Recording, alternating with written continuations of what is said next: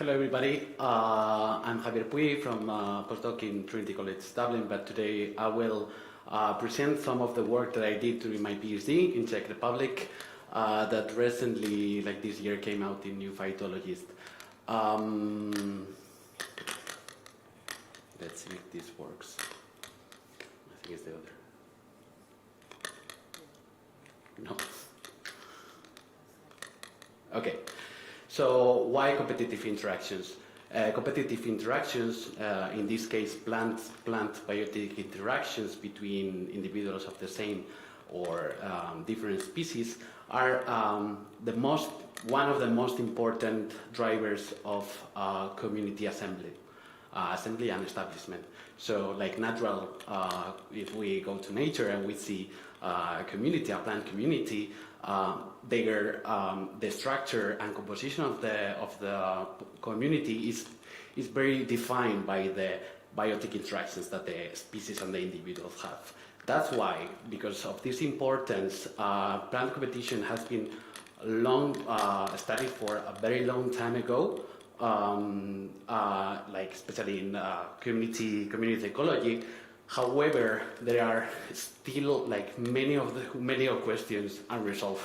One of them, for example, is why in a very small place, in a very small site, they can coexist many different species, like very diverse community of species, and why one doesn't outcompete the rest, right? So that's why I think and I believe that the study of epigenetics might resolve some of the ecological questions that we have still unresolved. Anyway, a lot of work has been done already, especially from functional ecology, because functional ecology, like the characteristic of functional ecology, is that it emphasizes checking all the phenotype of the species. Why? Just to, by analyzing and measuring many traits of the species, sorry, this makes noise. So just to analyze all the traits of the species, it can help us to see like the function and the role and, for example, the niche requirements of the individuals. That is why, in relation with competition, we can have like two different kind of traits. Some traits that are related with the competitive ability of the plants. For example, just think of a size, okay, so or allelopathy is kind of a trait that is related to this axis, but also there are traits that will let us know more about the niche requirements of the species. Just for example, think the differences in root structure or like root depth, okay, in plants.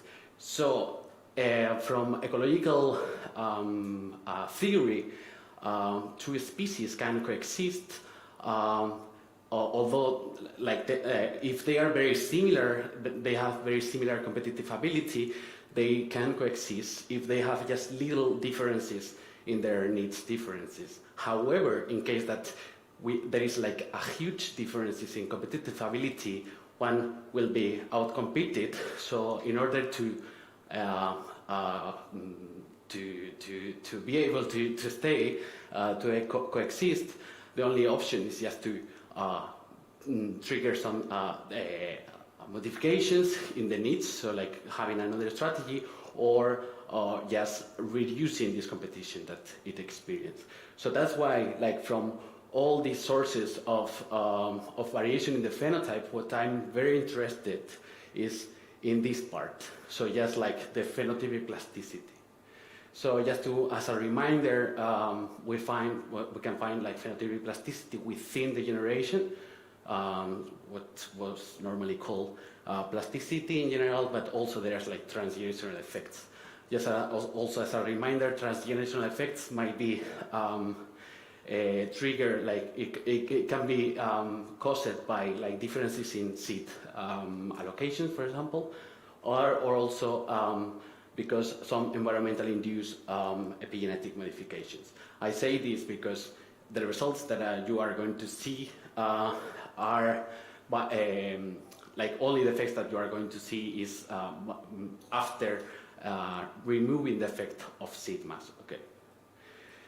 So, although I have made some spoiler already, I think that phenotypic plasticity is ecologically and evolutionarily important. Why? Because this part of the graph, right? Because phenotypic plasticity might feedback and affect back the ecological interactions. So it can promote adaptation, or at least it can increase or decrease how the species or the individual is affected by the ecological interactions. Just think of an example of Carlos, of how the phenotypic modifications triggered by herbivory might feedback the herbivory, right? Also, as I said, this might affect how the community is assembled, and also it can affect and promote coexistence of the species or the individuals. And last, this phenotypic plasticity can determine as well like some ecosystem and can affect ecosystem or population functioning or processes. Just think how this epimutation in Linaria might affect pollination, right? So this is a bit the frame where this work is framed, where my work is framed. I wanted to check specifically how biotic interactions trigger phenotypic variation, plasticity, and also checking the transgenerational effects. Then I wanted to check whether epigenetic mechanisms were controlling these phenotypic modifications. And then I wanted to check all the consequences that phenotypic plasticity might have.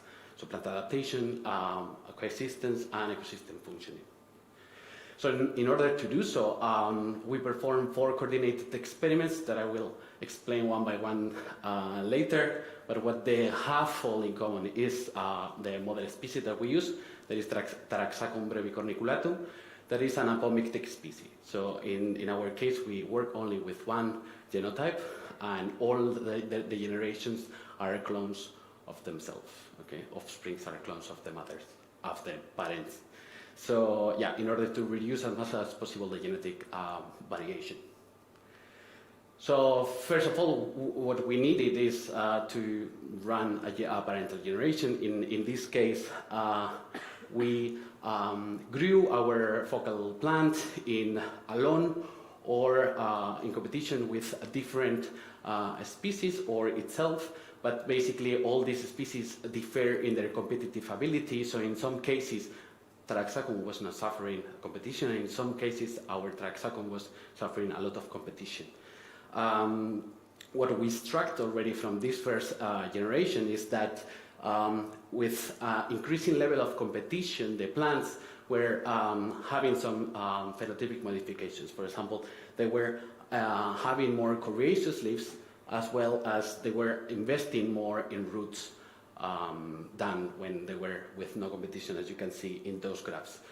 Those traits can be pulled together, and they kind of tell us and are characteristic of a conservative phenotype, that a conservative phenotype is related with the resource use acquisition of the plant, but also it also aligned with like some conservative plants with conservative phenotypes are also associated with longer lifespan. So although they are kind of a slow taker or slow nutrient takers, they live longer. So, and then we start doing experiments with the offspring. The first of them was performing a demethylation experiment. So we took seeds from this parental generation and we put them all together in a common environment, in a growth chamber, and we kept them for like 4 weeks, so they were kind of juveniles. What we see from here is that offspring coming from a more competitive parental environment, they were germinating faster, so T50, lower T50, but also they were growing faster, as you can see in the graph. But also, as we saw already in the parental generation, they were having some more conservative phenotype. And interestingly, when we demethylate the plants, we stop seeing this pattern. So we kind of confirmed that, well, we erased the memory, this parental competition experience, and this is important because at least partially these transgenerational effects are epigenetically controlled by DNA methylation. Also, we performed another second experiment. In this case, was a factorial design. We put our plants in the same environment where the parents were, or in the rest of the treatments, right? And these plants were kept until they were adults. What we see from this experiment is that, of course, plants were responding to the ongoing competition, as you can see in here. Okay, in the x-axis you have the ongoing competition, the offspring competition. So they were, as we saw already in the parental generation, with more competition, they were having more conservative phenotype. But not only this, if the offspring was coming from a more competitive parental background, they were having even more conservative phenotype. So it was like this phenotype was reinforced. One of the examples, and very interesting one for us, was the allocation of the plants, the carbohydrates stored in the roots. As you can see in the blue line are offspring with kind of naive, so like with no competition or very low competition. In these cases, they were responding to the ongoing gradient, so like they were storing more carbohydrates in the roots with more competition. But what we see from the offspring from parents that experience a lot of competition in the parental generation, they were always, no matter the condition that they were experiencing, they were always investing in having more carbohydrates stored in the roots. And also, I told you that we wanted to check whether these phenotypic modifications alter ecosystem processes or like population processes or functioning. So we wanted to check whether these modifications have altered the decomposition. And yes, they did. Leaves from offspring that suffer more competition, no matter in the ongoing generation or in the parental ones, they were decomposing slower. And this is not just magic, of course. It's very related with many other traits. So first, like especially leaf traits and chemical traits of the leaves. And for us, it's very interesting because more conservative phenotypes are the ones that are decomposing slower. But this slower decomposition might benefit especially to those phenotypes with a conservative phenotype. Why? Because they are also slower takers. So this led me to the conclusions. What we have seen is that competitive interactions are triggering phenotypic changes, not only within the generation, but also transgenerational ones. And yeah, they were stronger when the plants were juveniles. But anyway, I want to make it clear here with adult plants, kind of old plants, 2 months, like already flowering, we saw still transgenerational effects. Also, we have see that these transgenerational effects are partially epigenetically controlled. We have seen that stronger parental competitions trigger some changes towards to have a more conservative phenotype, but also like growing faster, germinating faster. And also we saw that there is a concordant within and across generational plasticity. This can, if the conditions are kept, this can reinforce the phenotype, but this can promote an adaptation, promote a short-term evolution and an adaptation. And then also we have seen that plasticity and these little phenotypic modifications can alter ecosystem processes, and this for us is one option of the organisms shaping their environment where they live. And to conclude, transgenerational effects can feedback the competitive interactions, so promoting adaptation, not only via this phenotypic variation, but also having some positive plant-soil feedbacks interactions. So in here you have the paper if you are more interested in this, if you want to see more details. Shortly we will, it will be published, the one that, similar one where we play with muscular mycorrhizal in Taraxacum brevicornaculatum. So check Twitter just in case that it comes. And yeah, I want to thank all the collaborators of this project. And thank you all for your attention.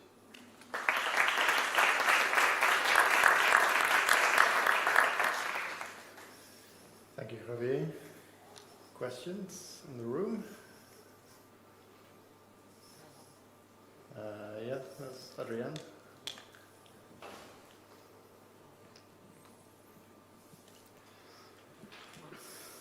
Thanks for the talk. I was wondering, I don't know, but how can you elaborate on how plants can sense competition? Sorry, again? If you could elaborate on how plants sense competition.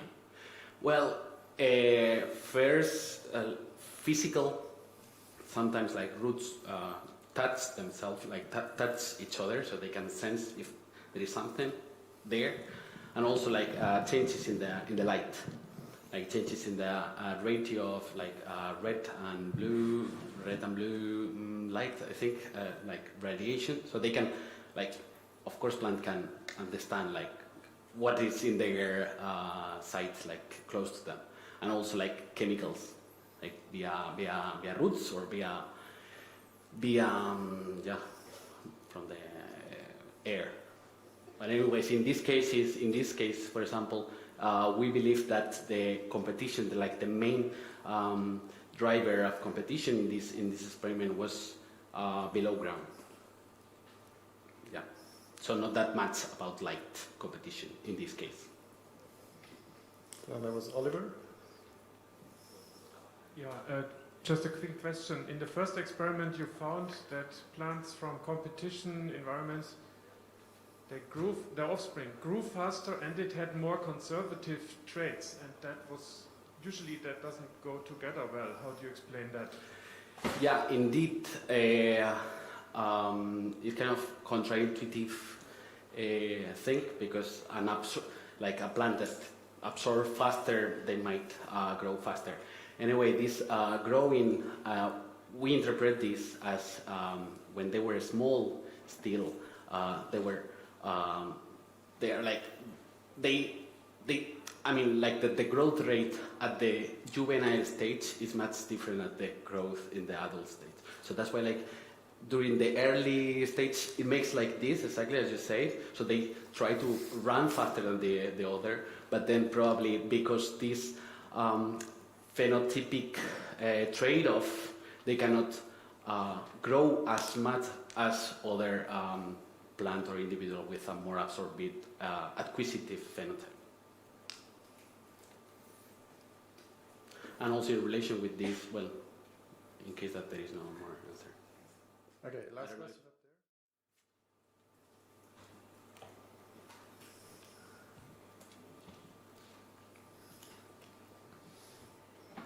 So I may have missed it, but how did you actually quantify competitive ability?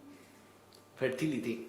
So what is a strong competitive environment? Is it just reduction of the biomass of the plant? Can you repeat? Like, so how do you measure competitive ability? A competitive ability. Well, the thing is that it's not that easy as it was in the graph, because it's kind of theoretical ideas. But like for our species, the trait that basically was driving this competitive ability was biomass. Like the faster, like the bigger you are, the more the stronger you are, like competing. So in this case, the competitive ability, like the differences were just made, like size was very important variable, but also species very functionally related were the ones that were competing the most with Taraxacum. For example, with Taraxacum, the most competitive competitor was itself, when it was competing with itself, because they have very similar needs requirements. They were like competing very much. So like the competitive, the competition was higher in there. Okay. I don't know if I resolved your question. But Yeah, maybe just a general comment. I do think, especially in this audience, we should be a little bit careful what we term a transgenerational effects. I mean, you mentioned about it. I do think we should reserve transgenerational effects for effects across 3 generations. And I think this kind of mixture of what's a transgenerational effect actually causes a lot of confusions in the literature. So I think we should be a bit careful of the terminology. you mean because I use it wrong, like the No, term? I mean, people just use it differently. I wouldn't say use it wrongly, but for me, a transgenerational effect is actually one that lasts for at least 3 generations, and everything for one is more like an intergenerational or maternal effect. That's why, we were very concerned of the effect of seed mass. Like, of course, ideally was taken again in the 3rd generation just to see if this is maintained for a third, like a second generation, a second offspring generation. But at least I believe that if you really control the effect of seed mass, at least, and probably you should include like chemical and hormonal difference in there, then the rest that you detect, if you detect something, might be explained by epigenetic heritable modifications. But yeah, I'm sure. Perfect conversation for the coffee break. Thank you very much. So thanks to all the speakers of this session.